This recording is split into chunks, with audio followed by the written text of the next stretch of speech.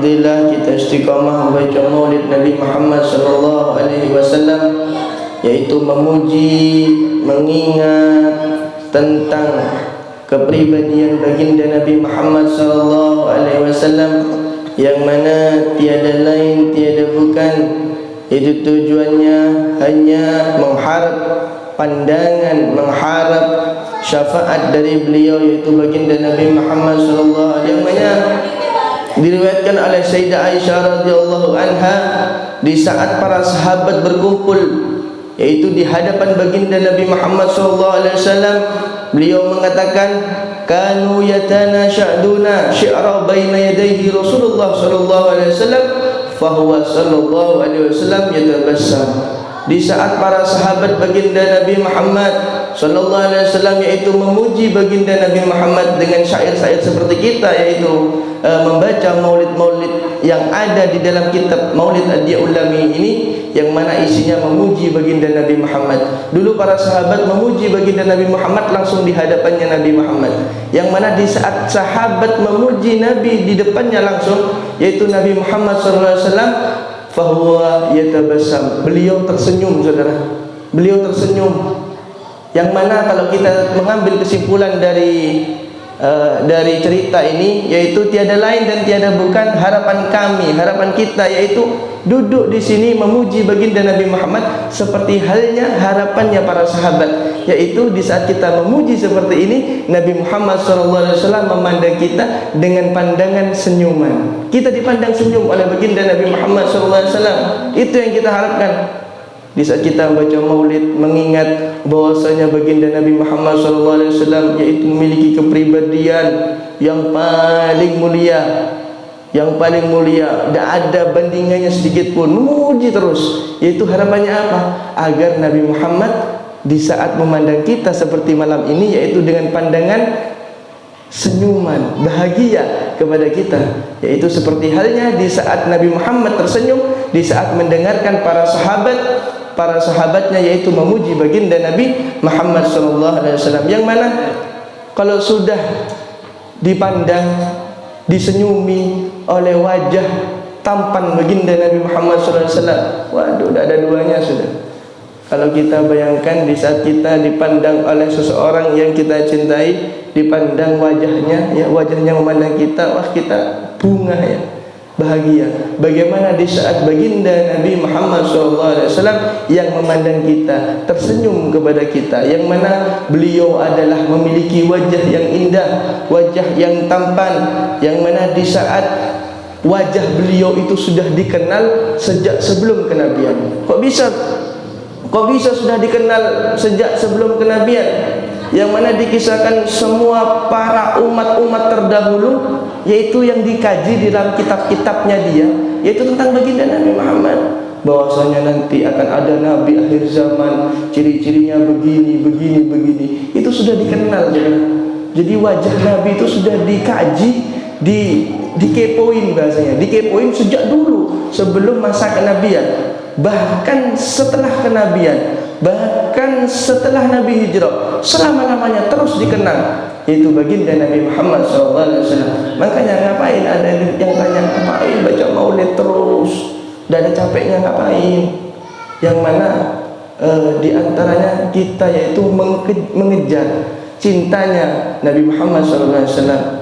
Kalau ba'dul ulama mengatakan bahwasanya di saat kita menginginkan bertemu dengan Nabi, tidak mungkin langsung, mungkin minimal dengan mimpi, yaitu caranya kita bertemu dengan Nabi di fil manam, yaitu caranya paling enak ini nih.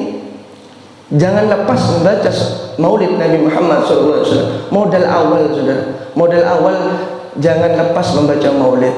Model kedua, model ketiga banyak masih. Ya, kita membersihkan hati, membersihkan ini, harus bersih. Karena apa? Karena kita susah mau menghadap Nabi ini karena terhijab dengan dosa-dosa kita. Ya, tapi modal awal begini, sering membaca maulid Nabi Muhammad SAW, yang mana di saat seseorang sudah memimpi baginda Nabi Muhammad SAW, yaitu apa?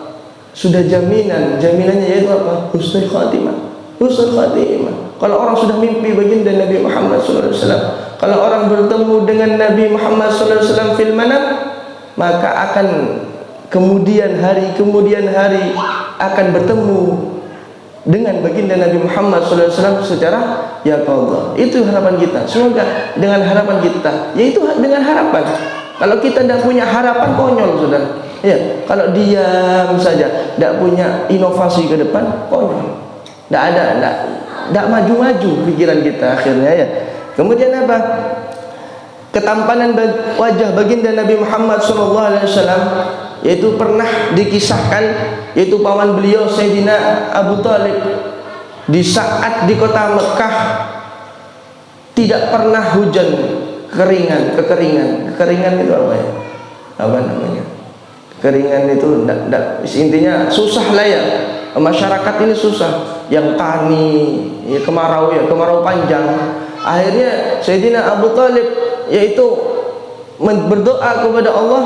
Bahasanya kalau kita zaman sekarang yaitu salat istisqa ya, salat yang mana kita meminta hujan. Tapi Abu Talib paman Nabi Muhammad SAW meminta berdoa kepada Allah Subhanahu wa taala dengan pujian kepada baginda Nabi Muhammad SAW. Doanya itu dengan pujian kepada Nabi Muhammad SAW, yang mana dikatakan wa abyadu yastasqal ghamamu bi wajhihi, dengan ketampanan dan keindahan, keputihan wajah Nabi Muhammad SAW meminta kepada Allah, semoga Allah turunkan hujan. Katanya Abu Talib, maka setelah itu Allah turunkan hujan di kota Mekah tersebut. Berkat apa? Berkat wajah baginda Nabi Muhammad SAW. Semoga dengan kita mengkaji seperti ini, Allah turunkan hujan juga kepada hati-hati kita, yaitu hujan rahmat, insyaallah, dengan menambah kecintaan kepada baginda Nabi Muhammad sallallahu alaihi wasallam.